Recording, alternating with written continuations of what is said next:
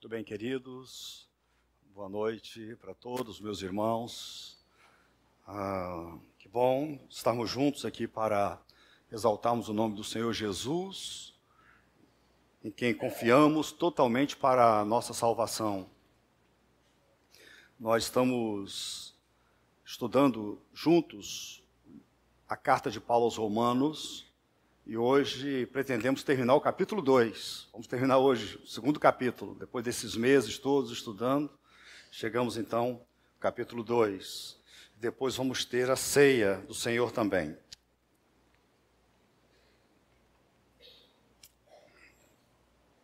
Antes de lermos o texto, quero falar um pouquinho sobre a história de Abraão.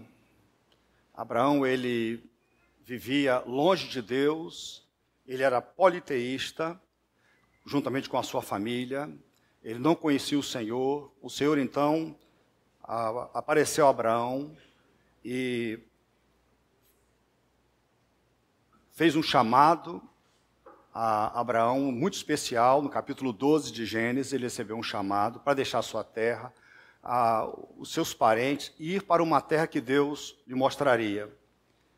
E Abraão tinha 75 anos. A sua esposa, Sarai, ela era bem idosa também, e ele obedeceu aquilo que o Senhor mandou, ele fez, e ele saiu conforme aquilo que o Senhor tinha dito. Quando chegamos no capítulo 17 de Gênesis, o Senhor faz uma aliança com Abraão, um pacto com ele, um pacto que envolve deveres e privilégios. Então, olha só, está em Gênesis capítulo 17, aí de 1 a 14. Quando Abraão estava com 99 anos de idade, o Senhor lhe apareceu e disse: Eu sou o Senhor Deus Todo-Poderoso, ande segundo a minha vontade e seja íntegro. Estabelecerei a minha aliança entre mim e você, e multiplicarei muitíssimo a sua descendência.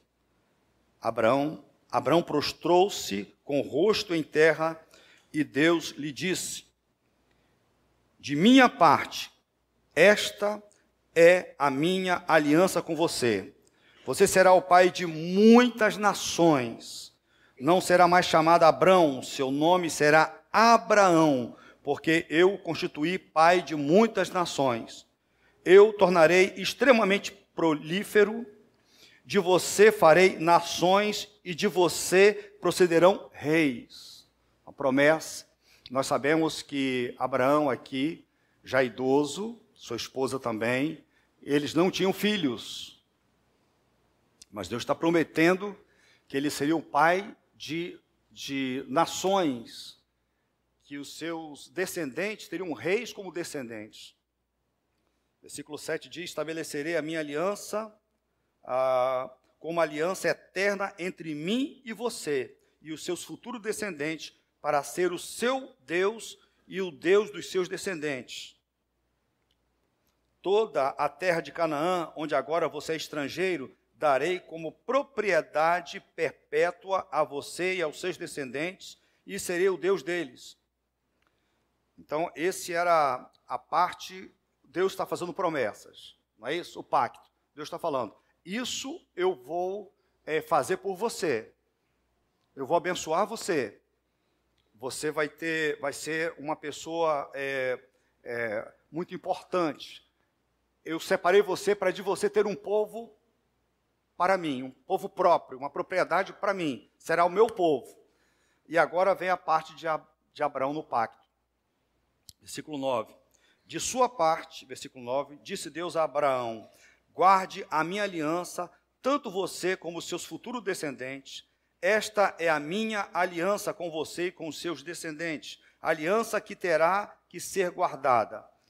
Todos os do sexo masculino entre vocês serão circuncidados na carne. Terão que fazer essa marca que será o sinal da aliança entre mim e vocês. Da sua geração em diante, todo menino de 8 dias de idade entre vocês terá que ser circuncidado, tanto os nascidos em sua casa, quanto os que forem comprados de estrangeiros, e que não forem e que não forem descendentes de vocês. Sejam nascidos em sua casa, sejam comprados, terão que ser circuncidados. Minha aliança, marcada no corpo de vocês, será uma aliança perpétua. Qualquer do sexo masculino que for incircunciso, que não tiver sido circuncidado, será eliminado do meio do seu povo, quebrou a minha aliança. Então essa era a parte de Abraão, que cabia a Abraão e os seus descendentes, a circuncisão. Então, essa palavra, circuncisão, significa cortar ao redor. É justamente isso. A circuncisão era a remoção do prepúcio do órgão sexual masculino. E é interessante que é constrangedor até para nós tratarmos isso, né? É constrangedor para lidarmos com isso. Isso está na Bíblia, nós vamos tratar isso várias vezes, no livro de Atos, nas cartas, nós temos. Isso nos faz lembrar o seguinte, que o pecado, ele é, de fato, constrangedor. O meio como nós transmitimos o pecado para os nossos filhos é através dos relacionamentos, entre relacionamentos íntimos, não é isso? Nós transmitimos as nossas características e transmitimos também o pecado. E Deus, então, coloca essa ordem aqui para os judeus, para que eles deveriam cumprir. Essa seria a parte do pacto que os judeus deveriam fazer. Então, no estabelecimento da aliança estava envolvido um ato de cortar. Cortar. E esse tem aponta para duas coisas, esse corte que seria feito no menino, ou em algum escravo, algum estrangeiro que viesse para Israel. Esse ato de cortar, ele envolve duas coisas. De uma certa forma, muito obrigado, lembra que o povo de Deus, ele estava separado das demais nações, cortado, santificado. Ele era um povo agora diferente. Essa é a primeira parte, é positiva. Agora, esse povo, ele é o meu povo. Ele é diferente ele está cortado das nações, das outras nações. Essa é a primeira lição que temos aqui. E a segunda é que se esse povo transgredir a minha lei, o meu pacto, eu cortarei esse povo também da minha presença.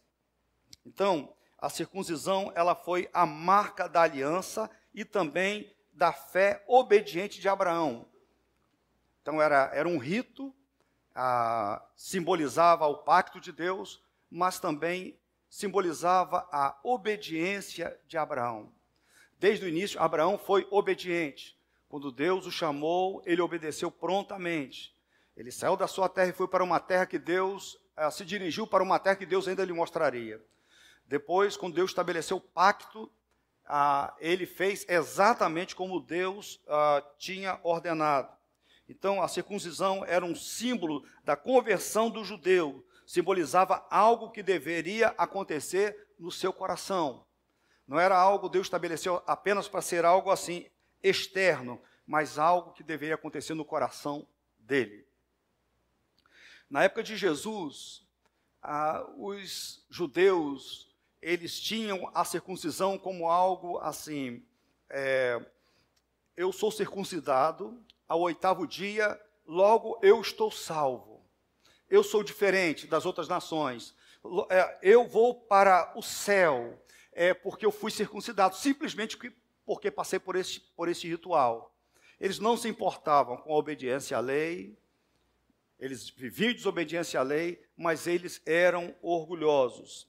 Os mestres judeus ensinavam o seguinte: o homem circuncidado não vai para o inferno, a circuncisão livrará Israel do inferno. Isso que eles ensinavam. Unicamente por ter sido submetido a esse procedimento quando criança. Paulo, ele vai combater essa falsa segurança. É o texto de hoje. Eles estão assim, orgulhosos. Na semana passada, eles são orgulhosos porque são judeus, orgulhosos porque eles têm a lei, orgulhosos pelas promessas que Deus fez, pelos privilégios que eles receberam, eles estão muito orgulhosos. E Paulo argumentou com eles, olha só, vocês estão tão orgulhosos dos privilégios, mas vocês não cumprem os deveres. Por isso, vocês não estão bem com Deus. E aqui é a mesma coisa, eles estão orgulhosos por causa da circuncisão, por causa de um ato externo. Eles estão dizendo, com isso eu vou para o céu. Mas Paulo diz, nada disso. E Paulo vai usar alguns argumentos. E aí nós vamos olhar para o texto. O primeiro argumento é o seguinte, Paulo diz, a circuncisão não vale nada sem a obediência da lei moral de Deus. A circuncisão, essa marca que vocês têm no corpo, ela não vale nada se vocês não obedecem à lei de Deus. Está aí no versículo 25. A circuncisão não tem valor se você... a circuncisão tem valor se você obedece à lei, mas se você desobedece à lei, sua circuncisão já se tornou incircuncisão. Aliás, era assim, você que lê a Bíblia, está acostumado, é assim que eles tratavam os povos gentios, eram os incircuncisos. Lembram lá da história de Davi com Golias? Eles lidando com os filisteus, esses incircuncisos filisteus. Então era assim que o judeu tratava as outras nações. Então, Paulo está dizendo, a circuncisão por si só não salva. Era necessário obediência à lei. O propósito da lei era mostrar que o judeu é um pecador necessitado de um Messias Salvador, desde o Antigo Testamento. Já no Antigo Testamento vemos a necessidade do derramamento de sangue de animais, para que os pecados fossem perdoados. Deus deu a lei para que eles cumprissem. E a lei onde Deus mostra o seu caráter, mostra a sua vontade. Mas Deus sabia também que o homem pecador, ele não conseguiria cumprir a lei de Deus perfeitamente. Por isso Deus também estabeleceu um modo como eles poderiam ser perdoados. E nós temos aquele sistema de sacrifícios. Isso é a graça de Deus. Vocês não vão conseguir cumprir a minha lei, mas eu deixei para vocês um sistema que vocês vão poder ser perdoados dos seus pecados. Agora, o judeu deveria lembrar o seguinte, quando olhasse para aqueles sacrifícios, quando ele fizesse aquele sacrifício, ele deveria lembrar o seguinte, que existe a promessa de um Messias, de alguém que vai cumprir a lei, de alguém que vai salvá-los de uma vez por todas, de forma definitiva. Então, ao oferecer o sistema de sacrifícios para o perdão de pecados, Deus estava demonstrando a sua graça. O judeu de verdade no Antigo Testamento, ele se esforçava para guardar a lei e ao pecar oferecia sacrifícios oferecidos por Deus do jeito que Deus ordenou. Então, como disse, ao olhar para aquele sangue, eles deveriam dizer o seguinte, haverá alguém, o Messias, que de uma vez por todas vai me salvar, ele vai se sacrificar por mim. Então, o verdadeiro judeu sabia que a salvação não via da obediência à lei, mas na providência de Deus através do Messias. Lá em João capítulo 6, 28 a 29, Jesus é interrogado, há uma pergunta muito interessante que vai nos ajudar muito nessa exposição. Disseram-lhe, pois, que faremos para executarmos as obras de Deus? Os judeus estão dizendo, o que faremos para fazer a vontade de Deus? Talvez esperasse que Jesus falasse assim, cumpra a lei. A lei, vocês sabem muito bem o que fazer. Mas Jesus responde o seguinte, ele diz, a obra de Deus é esta, que creais naquele que me enviou. A obra de Deus é esta, que vocês creiam naquele que me enviou. Ou seja, a lei apontava para Jesus. Jesus, ele é o cumprimento da lei, ele é o fim da lei, como Paulo escreveu em Romanos capítulo 10, versículo 4, porque o fim, o propósito, o objetivo da lei é Cristo para a justiça de todo aquele que crê. Então, agora, com a vinda de Cristo, a obediência à lei é a obediência a Cristo, é servir a Cristo. A circuncisão não foi o selo da aliança divina com Abraão, era a marca distintiva do povo de Deus. A circuncisão era o sinal externo de uma transformação interna. O selo externo sem a mudança interna não tinha valor algum. É isso, é o primeiro argumento que Paulo usa aqui. O segundo argumento que ele usa está no versículo 26. A transformação do coração é mais importante do que o que acontece fora dele. Versículo 26. Ele diz: se aqueles que não são circuncidados obedecem aos preceitos da lei, não serão eles considerados circuncidados? Ele está argumentando, ele está dizendo, a questão é a obediência à lei. Essa obediência à lei significa servir a Cristo, reconhecer Jesus como seu Senhor e Salvador. E ele está dizendo o seguinte, existem aqueles que não têm a lei, aqueles que não foram circuncidados, mas eles obedecem à lei, eles amam a Jesus, eles amam a Cristo, não são por isso eles circuncidados? Certamente Paulo está lembrando de gentios como nós que se converteram. E ele está dizendo, aqueles que são gentios e se converteram a Cristo estão em vantagem sobre vocês. Vocês que foram circuncidados na carne, vocês não obedecem, vocês não honram a Deus, vocês não receberam a Cristo, vocês rejeitaram a Cristo, estão orgulhosos, acham que vão para o céu. Então, existem aqueles que não foram circuncidados, mas obedecem à lei, se submetem a Cristo. Estes fazem mais vantagem do que vocês. Então, nós temos aqui duas equações, segundo um comentarista que nós amamos muito, que diz o seguinte, muito simples: circuncisão menos obediência é igual a incircuncisão, enquanto que a incircuncisão mais obediência é igual à circuncisão. O judeu que não crê em Cristo vira gentio, e o gentio que confia totalmente em Jesus vira um descendente de Abraão de verdade. Tanto faz se o indivíduo é judeu ou gentio, o importante é confiar em Cristo, que é o cumprimento da lei. Então, ele está argumentando, mais uma vez, eles são orgulhosos, porque eles têm uma marca no corpo, a marca do pacto. Eles têm só a marca externa, mas eles não têm um coração voltado para Deus. Eles não têm um coração que ama Deus, um coração que ama Cristo como seu Salvador. Então, Paulo está argumentando com eles. O terceiro argumento é que o cumprimento da lei se dá por transformação interna e não por uma marca externa. Versículo 27. Olha aí.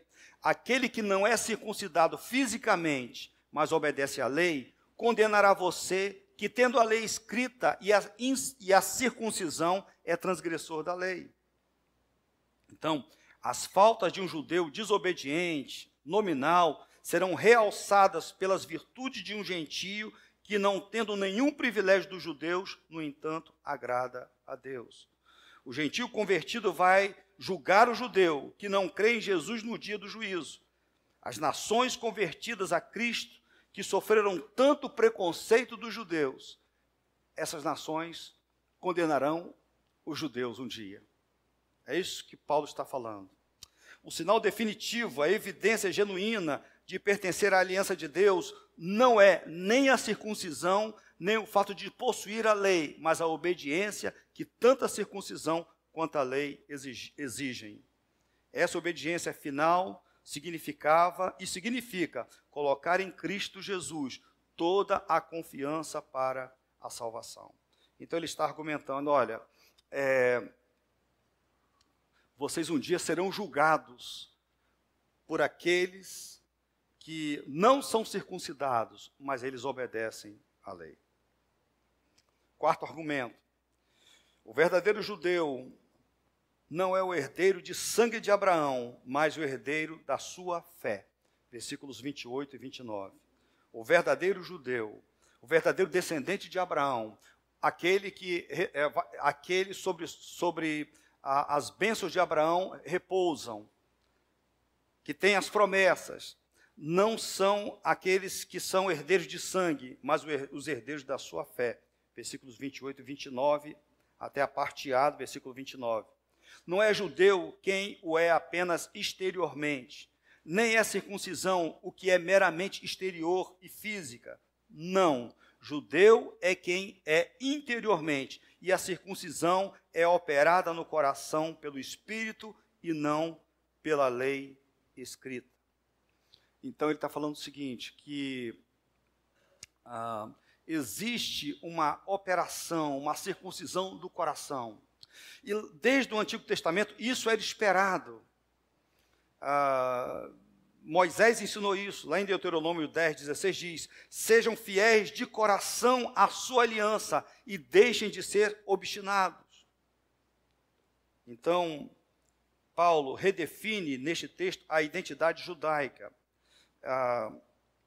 No versículo 28, ele define o judeu de uma forma negativa, que ele não é. E no versículo 29, define o judeu de forma positiva, afirmando quem ele é. Então, ser judeu não significa ser nascido da nação de Israel. Não significa reivindicar que é filho de Abraão. Não significa ser circuncidado ao 8º dia. Não significa obedecer a rituais judaicos. Ser judeu não é uma questão de ascendência, mas uma questão de caráter. A circuncisão, então, verdadeira é aquela que acontece no coração, como se Deus removesse uma capa do coração grossa e deixasse apenas a parte macia do coração. A circuncisão verdadeira é operada pelo Espírito Santo. É uma operação que acontece no coração, só o Espírito Santo pode fazer. E mais ninguém. Nós não conseguimos fazer, nós não conseguimos transformar uma pessoa. Só o Espírito Santo pode fazer isso. Então, queridos, quinto argumento que Paulo coloca é que a aprovação da verdadeira espiritualidade deve vir de Deus e não dos homens. Versículo 29, a última parte. E cujo louvor não procede dos homens, mas de Deus.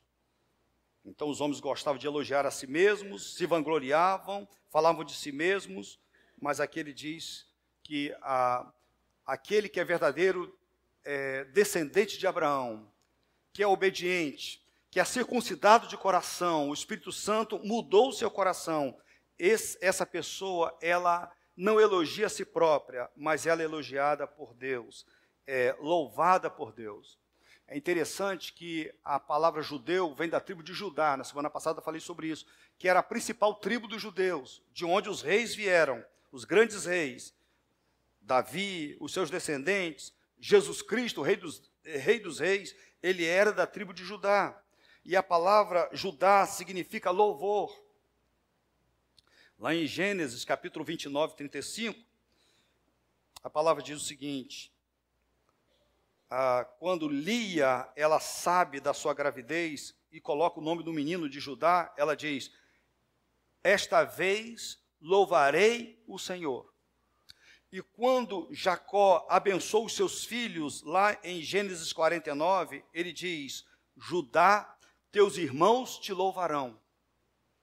Ele está dizendo o seguinte, que aqueles que são descendentes de Abraão de fato, que são obedientes a Deus, que têm Jesus, eles são apreciados por Deus, recebem o louvor de Deus e não o louvor dos homens. Muito bem.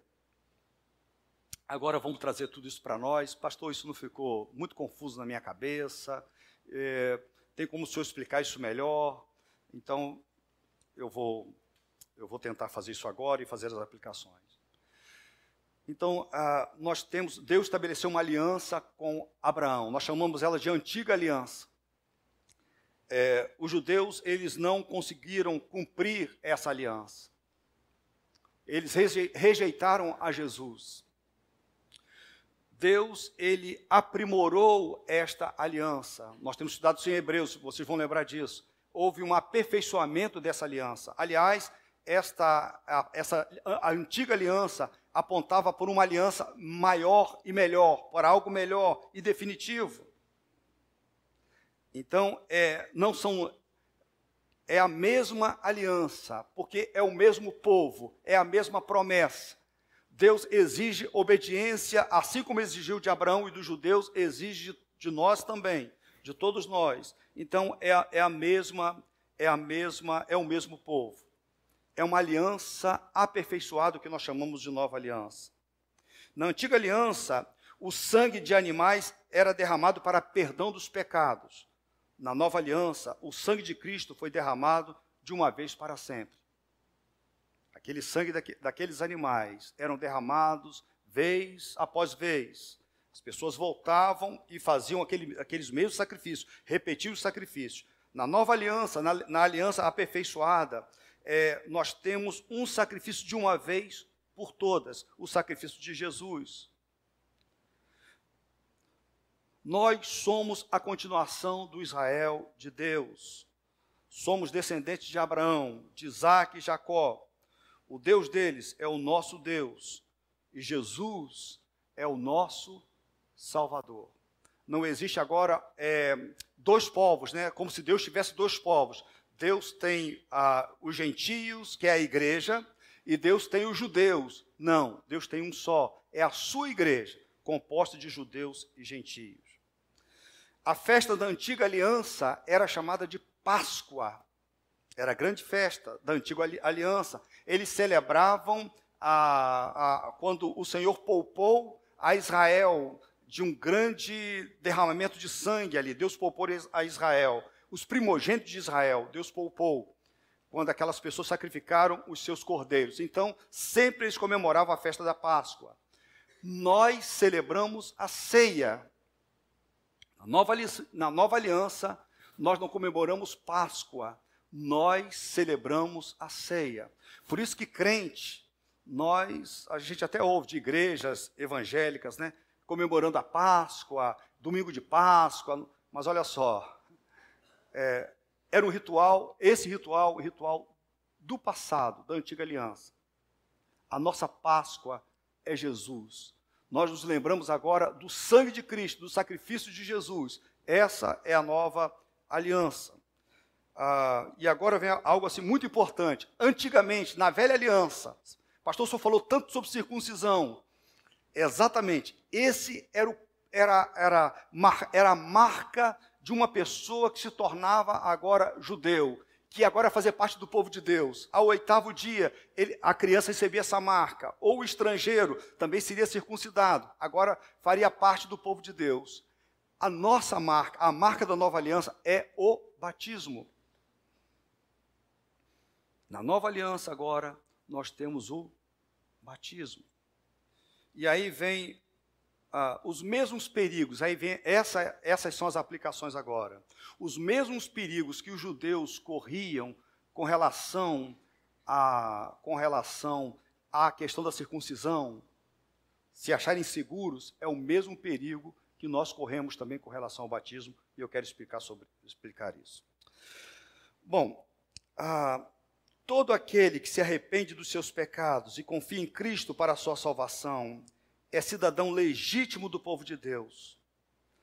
Está em aliança com Deus e vai morar no céu para sempre com Ele depois da sua morte. Todo aquele que se arrepende dos seus pecados e confia em Cristo para a sua salvação é um cidadão do céu. Então, para que uma pessoa se converta, para que seja povo de Deus, ele tem que acontecer algo no seu coração. E esse algo é um arrependimento. Uma mudança tem que ocorrer, uma mudança que o Espírito Santo faz, uma mudança na sua natureza. Então, é isso que se requer para que uma pessoa seja salva. E depois disso, então, a pessoa, ela deve ser, uma vez que houve essa mudança no seu coração, a pessoa, então, deve passar pelo batismo. Ok? Então, ela passa pelo batismo. E aí, ela vai se tornar membro da igreja. E ela vai participar dos cultos. Ela pode participar de diversos ministérios na igreja. Ela vai poderá participar da ceia. E tantas coisas externas. Mas, mais uma vez, essas coisas externas, elas têm que ser uma evidência de algo que acontece no coração. Então, vamos voltar para o texto. Os judeus, eles se achavam salvos, única e exclusivamente porque eles tinham a marca da circuncisão no seu corpo. É possível que alguém se ache salvo hoje em dia, única e exclusivamente porque foi batizado. Alguém vai perguntar, por que você vai para o céu?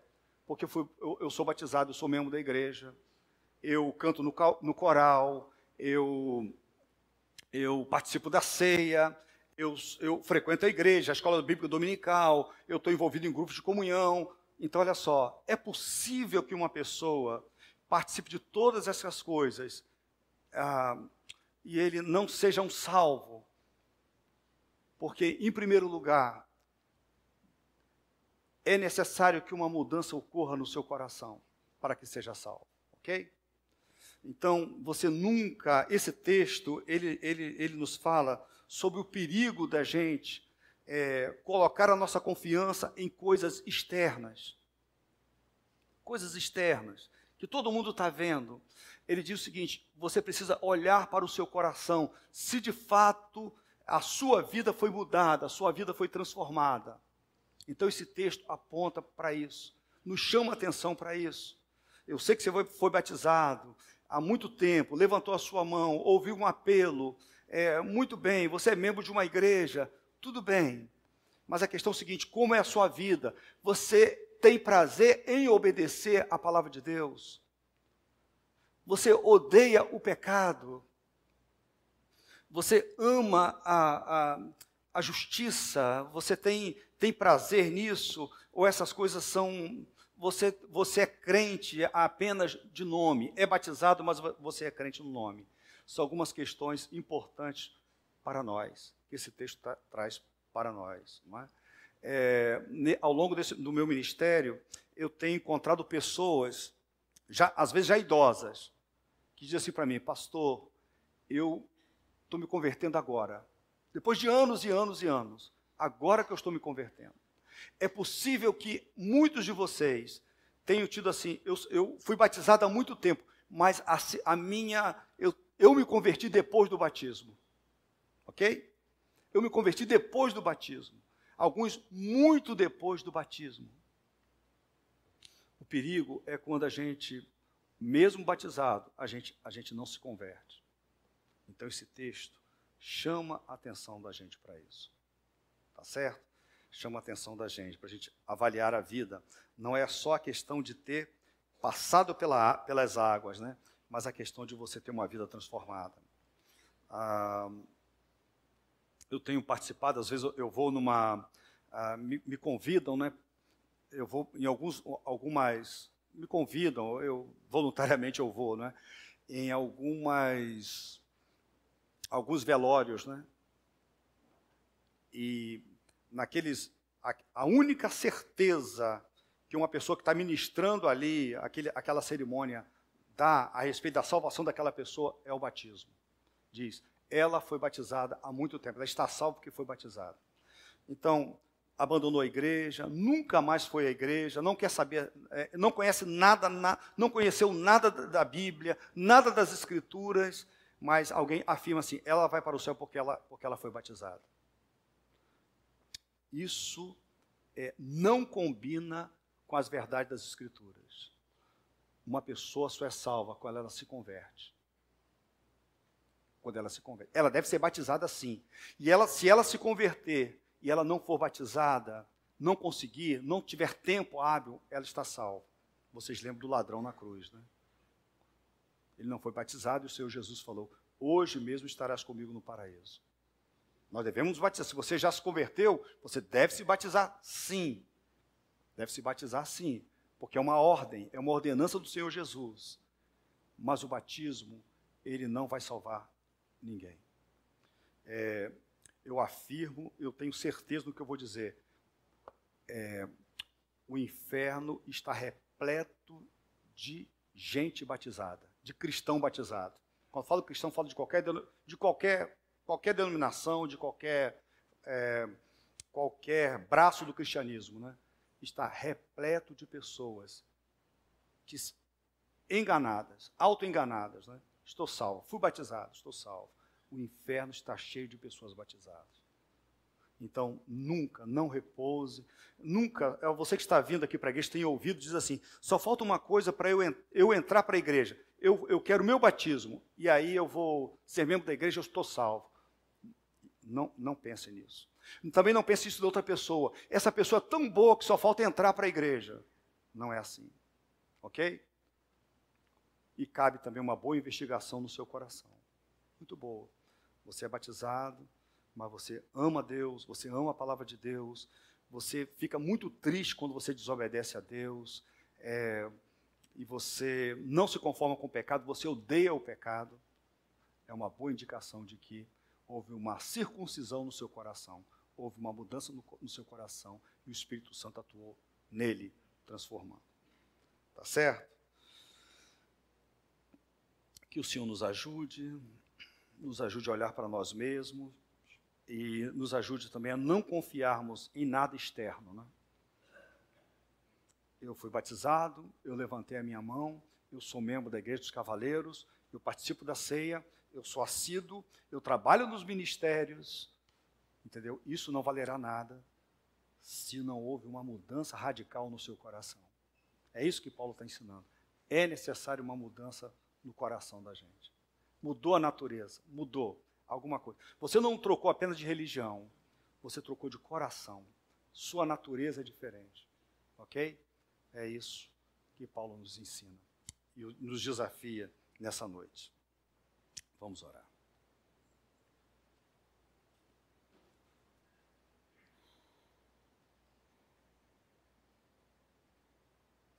Querido, o coração humano é enganoso.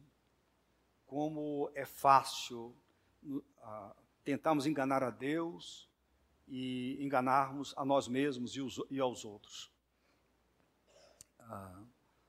Quando o Senhor nos chama para um relacionamento com o Senhor, o Senhor nos chama para sermos obedientes e tementes ao Senhor.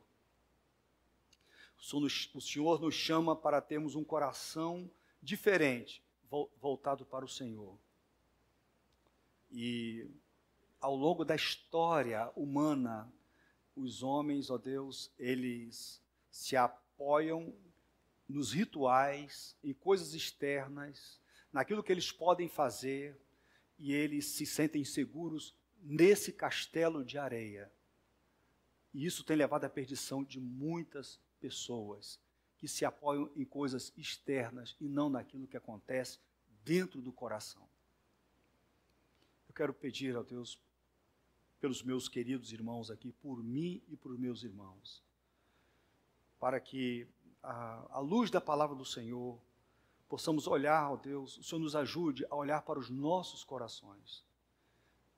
E, ó Deus, se ainda, embora batizados, embora membros de igreja, embora filhos de crentes, se nós ainda não tivemos um coração transformado pelo Senhor, nosso coração é igual ao coração de qualquer pessoa do mundo, ó Deus, pedimos ao Senhor, por misericórdia, que o Senhor traga, ó Deus, mudança, que o Teu Espírito Santo mude corações que desesperadamente precisam de uma mudança. Porque, ó Deus, não valerá de nada, como ouvimos hoje, termos, ó Deus, sermos membros de uma igreja, pertencemos a uma comunidade, se nós não temos um coração transformado pelo Espírito Santo. Se nós somos insubmissos no coração. Ó Deus, dá que hoje não só membros de nossa igreja, mas talvez pessoas que estejam se aproximando, encontrem o verdadeiro caminho para a salvação, que é arrependimento do pecado e fé e confiança total em Jesus Cristo para a salvação. Essa é a nossa segurança. Arrependimento, mudança de vida, decisão de mudar de vida, abandonar o erro, abandonar o pecado. E agora uma dependência do Senhor para a salvação. Ó Deus, nós rogamos para que na sua infinita e maravilhosa graça o Senhor possa trazer aos corações tristeza pelo pecado e uma alegria pela fé em Cristo Jesus como seu Salvador. Oro assim no nome de Jesus. Amém.